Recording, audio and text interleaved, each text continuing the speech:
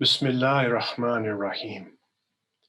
My brothers and sisters, when we receive the news of someone's death in our tradition, we respond with the words, Inna lillahi wa inna ilayhi rajiun.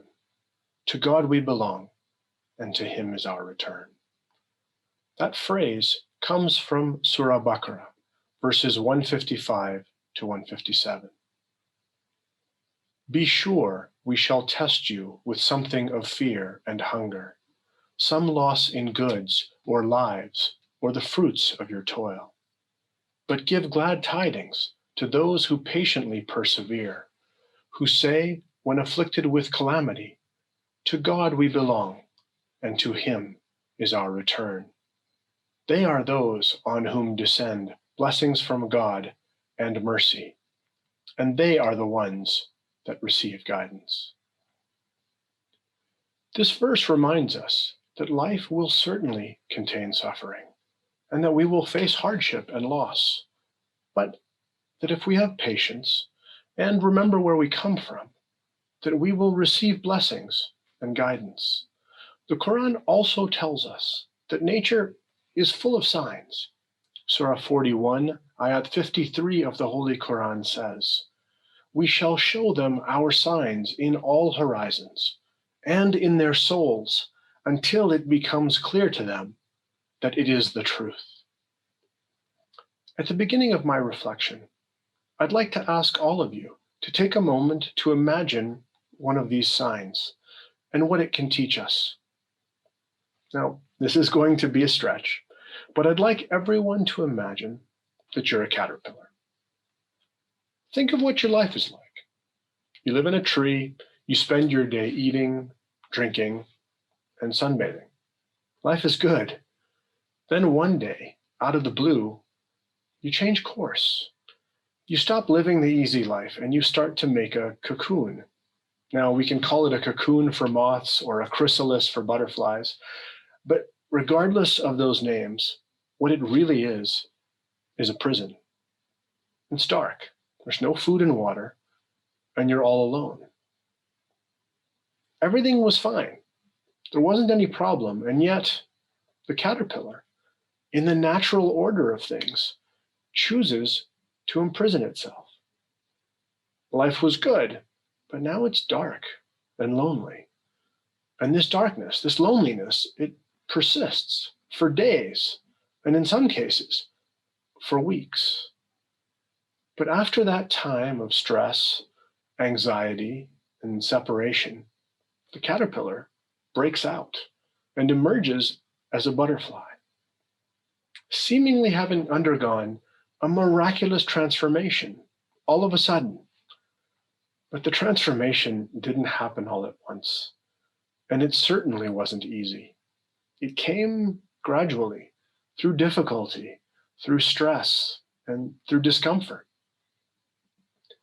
Many of us these days are much more acquainted with difficulty, stress, and discomfort. Many of us have known suffering in our lives.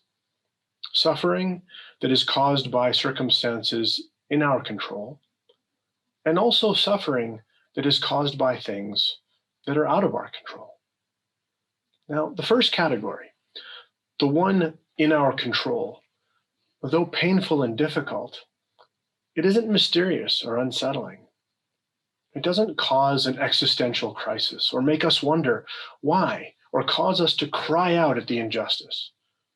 God has endowed each one of us with free will and the intellect with which to make our choices. Sometimes we make really good choices.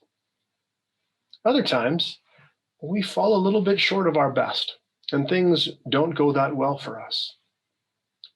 In these times, we may suffer as a result of those choices, but we generally understand what happened. We understand that more ethical, more intelligent, more conscientious choices can reduce our suffering. We understand that it's a pretty straightforward formula in this first category where things are in our control. We can look at these situations, understand the decisions and actions that created the situation we're suffering from, and then we can resolve to do things differently in the future. In these situations, what's done is done, and we would do well to accept that. But we have the ability to change the future. The second category, however, the out of our control category, is much more difficult to bear. In these situations, things aren't clear. Whether our pain and suffering comes from death or illness or accident or misfortune, the situation gives rise to difficult questions and uncertainty. We sometimes get overwhelmed by feelings of misery, bitterness, anger, unfairness, and loss. This year in particular seems to have been full of tragedy and hardship. Globally, we've had as many hurricanes and tropical storms this year as any year on record, and the season doesn't even end till the end of the month. Earthquakes, floods, landslides, tornadoes, hurricanes, tsunamis, and wildfires have filled the news. And I haven't even mentioned the enormous elephant in the room, COVID-19, which has upended all of our lives and economies all over the world. In addition to that, we have armed conflicts continuing in at least 26 different countries. Yes, 26, which is hard to imagine because we don't hear about most of them in the news. Throughout this year, many people have suffered and continue to suffer, most of them having suffered in a manner that's largely out of their control. So what do we do when faced with this type of suffering? Where do we go when things aren't our fault and there doesn't appear to be anything that we can do? Maulana Sultan Muhammad Shah alayhi salam told us that life would be difficult, that we would not always get what we want, and that hope was a necessary part of faith. But how do hope and faith help us endure? How do they help us move past this type of suffering? Hope is a desire and, more importantly, an expectation of a better outcome. Faith, from the Latin fides, is confidence or trust in a person, thing, or concept. Islam offers us a perspective on both of these ideas, hope and faith. Now, I began my reflection with chapter 2 of the Quran, Al-Baqarah, where we are reminded, to God we belong, and to Him is our return. Inna lillahi wa inna ilayhi raji'un. We remind ourselves of this when we lose someone, because it's a reminder that both our origin and our ultimate destination are far better than wherever we are today. This is the source of our hope of a better outcome, no matter what happens in the here and now. From Islam, we have also learned to have faith in God as the creator and sustainer of all things at all times. Surah 14, Ayat 11 tells us, "And in God let the believers put their trust." This verse is talking about the state of tawakkul, a state of absolute trust in God's mercy and justice. No matter what happens, one who is in the state of tawakkul knows that God will do whatever is ultimately in their best interests. We believe that every turn of events that we encounter, good or bad, is a manifestation of divine will, whether we're able to figure out the underlying purpose or not. Sometimes the purpose might be in order to teach us something, or enable us simply to grow. Fortunately, we're never on our own. We're never left to figure things out by ourselves. God has blessed us with the Holy Quran and access to continuous guidance as explained in the Hadith al-Taqlain. O people, verily I leave behind two things of paramount importance. If you follow both of them, you will never go astray. These two are the Quran and my Al-Bayt. The Quran exists as universal, eternal guidance for all mankind, and the Al-Bayt, the family of the Prophet, the rope of Imamate, has been with us for over 1400 years, comforting us, guiding us, pushing us to better ourselves and better our condition. And we know that God is always there, and that He will always be there to give us His guidance. That knowledge and that faith can give us the hope we need to face things when they're out of control. Now, that faith and that hope can give us the strength and purpose we need to search for answers, to search for meaning. And that hope and that purpose can help us seek out the meaning behind the things that happen in our lives. Sometimes we'll be able to find the meaning, and other times we might not. Surah 2, Ayah 216 of the Holy Quran tells us that it is possible that you dislike a thing which is good for you and love a thing which is bad for you. But God knows, and you do not. The big questions of why in our life are the great mysteries that have challenged, engaged, and inspired mankind throughout the ages. Albert Einstein once said, "I want to know God's thoughts. The rest are all details." He said this as an indication of a desire to understand the bigger picture, the reasons behind the reasons, or the ultimate purpose. Alan Watts, a British writer and speaker who was known for interpreting Eastern religions for Western audiences, talked about nature as an immensely complicated and integrated process where it was impossible to tell if something that happened was good or bad. In a lecture, he told the following story to illustrate his point. Once upon a time, there was a Chinese farmer whose horse ran away. That evening, all of his neighbors came around to commiserate. They said, "We're so sorry to hear that your horse ran away. That is most unfortunate." The farmer said, "Maybe." The next day, the horse came back, bringing 7 wild horses with it. And in the evening, everybody came back and said, "Oh, isn't that lucky? What a great turn of events. You now have 8 horses." The farmer again said, "Maybe." The following day, his son tried to break one of the horses, and while riding it, he was thrown and broke his leg quite badly. The neighbors then said, "Oh dear, that's too bad." And the farmer responded, "Maybe." The next day, the conscription officers came around to conscript people into the army, and they rejected his son because he had a broken leg. Again, all the neighbors came around and said, "Isn't that great?" Again, he said, "Maybe."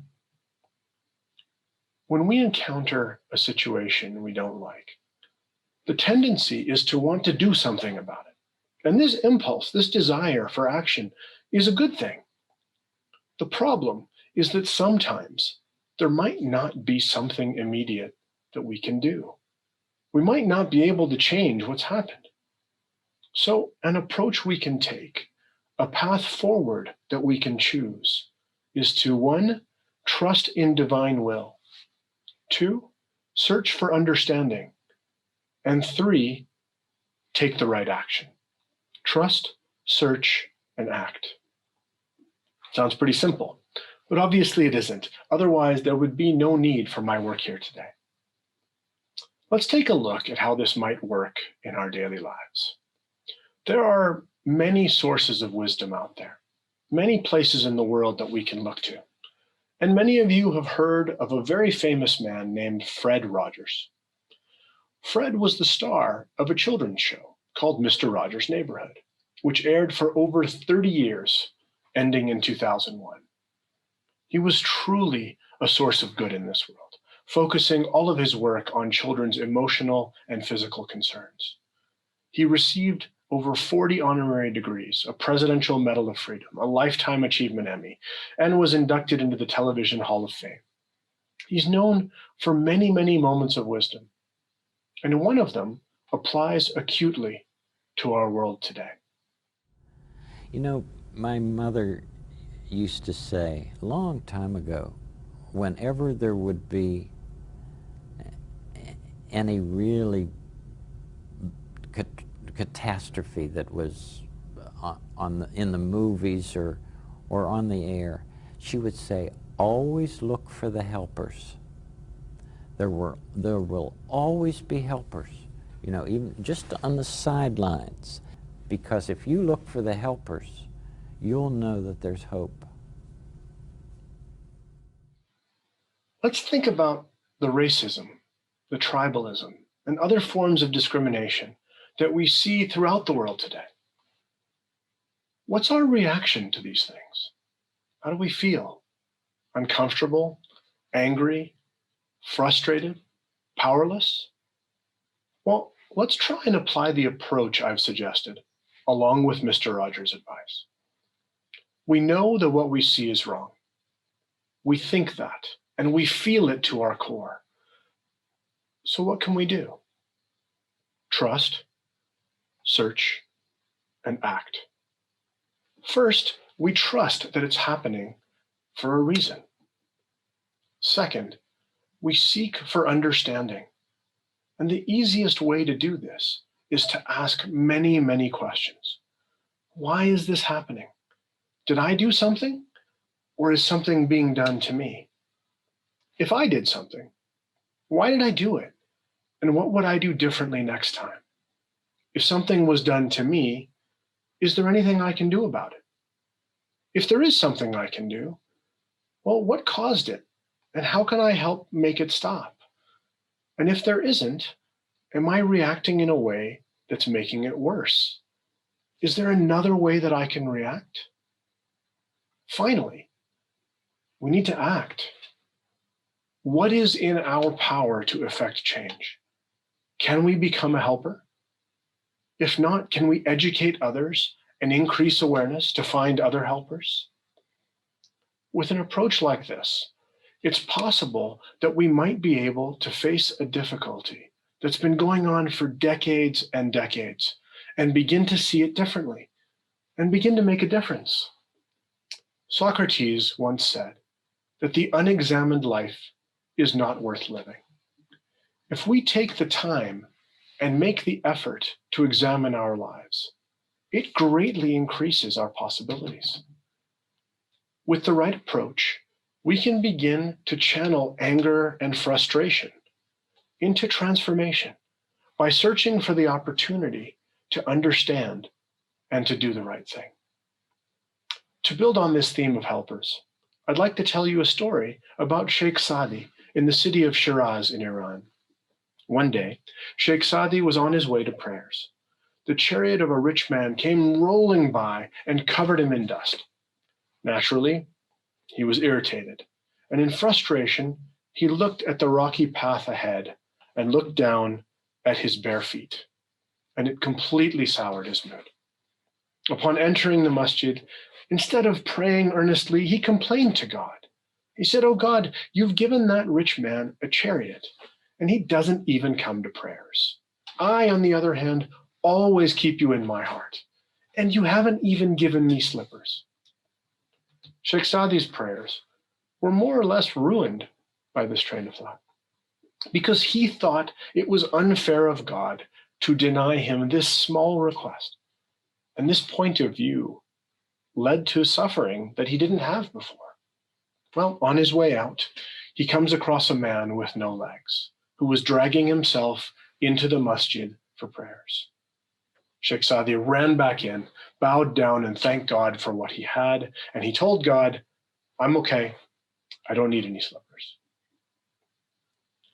Now, when this story is normally told, the point is to remind people to be grateful for what they have, rather than complaining about what they don't have. And this is an excellent lesson. It's an excellent moral of the story. But it turns out that modern psychology has taught us that advocating for a change in mindset in this way rarely works. And in reality, it actually causes more guilt and uncertainty, making the negative feelings even worse. So how does that work? Well, in addition to feeling injustice or discomfort, the individual now adds to it a feeling of guilt that they shouldn't feel that way in the first place. So instead of doing that, we can go back to the approach of trust, search, and act. And we can treat the issue of our own feelings separately from the hardship of the man with no legs. So first, when we feel frustrated or unfairly treated, we can trust that it's happening for a reason. Then we can seek to understand, why might this be happening in terms of a greater purpose, our own choices, or circumstances beyond our control? Finally, we can make a decision on what to do. If we really want sandals, then should we be relying on God to give us sandals? What can we do to get sandals ourselves? Or is the problem not sandals? Is the problem that we actually need tougher feet? Now, in this story, as Sheikh Saadi encountered the man with no legs and went running back into the mosque to thank God for his own good fortune, that's a good response. But wouldn't it have been even better if he had first stopped to aid the man trying to get to prayers? Had he done so, he likely would have felt positively about having helped someone in need, and it might have given him increased insight into the purpose of his hardship. We may not always understand the purpose of hardship, but the worldview that we gain from our faith, the orientation towards a focus on an all-knowing and all-merciful Creator, enables us to trust in His mercy and to count on His eternal guidance in the form of our Imam of the time, who is there providing hope, perspective, and advice. Now, even with that guidance, sometimes, no matter how much we search, life just isn't going to seem fair.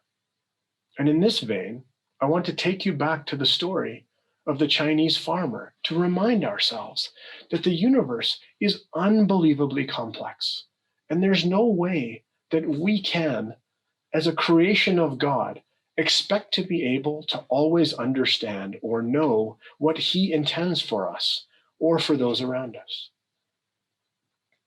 My brothers and sisters, when we feel unhappy, when suffering and adversity consume us, it is sometimes because we are consumed by the thing that is missing, and we're not thinking about how much isn't missing. Other times, it might be because we're thinking too much about where we went wrong or what we could have done differently, and that we are genuinely being too hard on ourselves.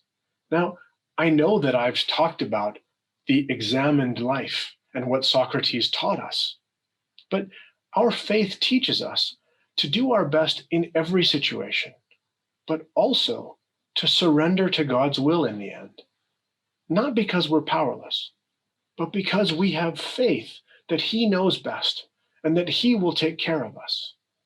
The Quran reinforces this hope when it says twice in a row in Surah 94, Ayat 5 and 6, "Verily, with every difficulty there is ease. Verily, with every difficulty there is ease." I began my reflection today with the story of a caterpillar being transformed through suffering into a beautiful butterfly. The caterpillar chooses a difficult and lonely path. The caterpillar gives up its ease and comfort. It does this as part of the natural order, in order to achieve a metamorphosis, a transformation that wouldn't otherwise be possible. The caterpillar chooses suffering so that it can grow and transform. Nature, God's wondrously beautiful creation, is full of so many signs like this.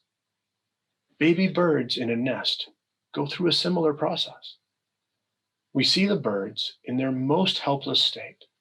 For days or weeks, mother birds bring food every day to their babies, and then, all of a sudden, they stop, and the baby birds begin to suffer. And it's only through hunger and discomfort that they gain the will and the ability to venture out and to learn to feed themselves. This suffering is necessary for their development and ultimately for their survival. Without some suffering, they would never learn to fly. Maulana Rumi once said, "The wound is where the light enters." In this beautiful thought, he reminds us that anxiety, hurt, frustration, and doubt are all a means through which we grow and expand intellectually and spiritually. Sometimes pain, discomfort, and uncertainty are about transformation and growth. Other times, they're there to help us transition from one phase to another. Helen Keller, who was deaf and blind, but still wrote books and was the first deaf-blind college graduate, once said, "When one door of happiness closes, another opens. But we often look so long at the closed door that we do not see the one that has already opened for us." Telling advice about vision from someone who couldn't even see. Ultimately, we know that we cannot avoid suffering. And so, what matters most is how we react, what we learn, and what we choose to do when given the opportunity. How will we respond to adversity? Maulana Sultan Muhammad Shah alayhi salam once said, "The society in which we live cannot give a man happiness. Happiness never depends on one's surroundings. It depends altogether and exclusively on oneself." God has given each one of us the capacity to be happy. If we really desire happiness, we must strive, no matter how difficult, to look at the struggles and suffering we face as an opportunity to transform ourselves. We must look toward the next door of happiness instead of focusing on the closed door of suffering behind us. Which brings us to the what now portion of my reflection. How do we take what we've discussed and use it to improve our own situation? When we face difficulty, we can once again apply this tripod of trust, search, and act. Trust in divine will, search for understanding, and take the right action. The source of trust and hope is our religious worldview and our orientation towards creation. Our faith can and should be a source of hope and strength. The search for understanding, while difficult and requiring patience and perseverance, is fairly straightforward. We have our Imam's love and guidance, and a simple change in our perspective, brought about by a deeper understanding, can remind us that we're part of something much greater than just our individual bodies and minds. So now I want to spend some time talking about what taking the right action can mean. The Quran, in Surah 13, Ayah 11, tells us that God will not change the condition of a people until they change what is in themselves. So if we want things to be better, we need to play our part. But what does that mean? The first is to give ourselves a break. Sometimes we're so hard on ourselves, so judgmental, so demanding, and so merciless that we beat ourselves up, second guess ourselves, and make it impossible to observe, learn, and grow. As human beings, we're necessarily imperfect, and we will make mistakes, many of them. One very important point to keep in mind as we evaluate and judge our behavior is that the picture we get from the internet, the picture we get from social media especially, is not a complete picture. It never tells the full story and almost always oversimplifies or glamorizes the reality behind the images we're seeing or the messages we're reading.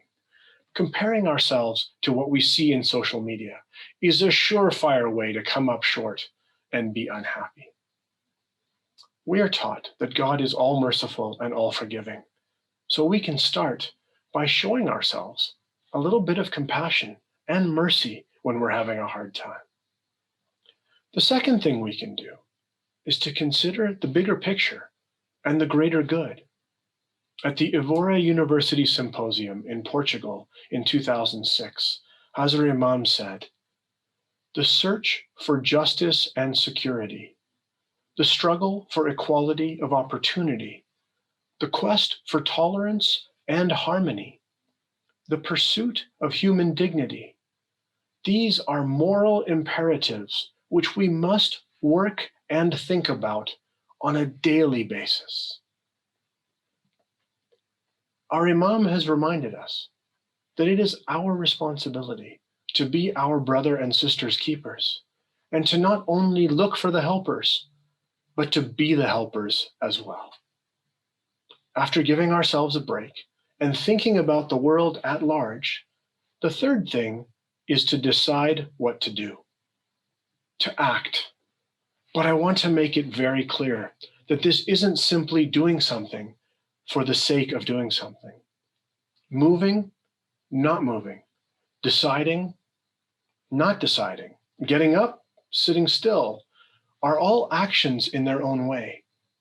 So when we consider what to do, we should keep in mind that the answer could be action or inaction in a physical, mental, or even a spiritual way. Sometimes the best action might not even be in relation to ourselves at all. It might be that we're unable to decide what to do for ourselves. And instead, we decide to throw our energy into helping and serving others. Maulana Sultan Muhammad Shah alayhi salam has told us that this is a certain path to happiness. So we can find others who are in need of assistance and give them the attention and assistance that God would like us to. Sometimes the happiness that you bring to other people will be enough to overcome your own unhappiness and get you back on the right track. Submitting to God's will and doing what we believe to be right can be a source of inner peace, happiness, and strength, regardless of the external outcome. Trusting in God's will and God's plan, and relying on our present Imam for support is a sure way to turn suffering into opportunity.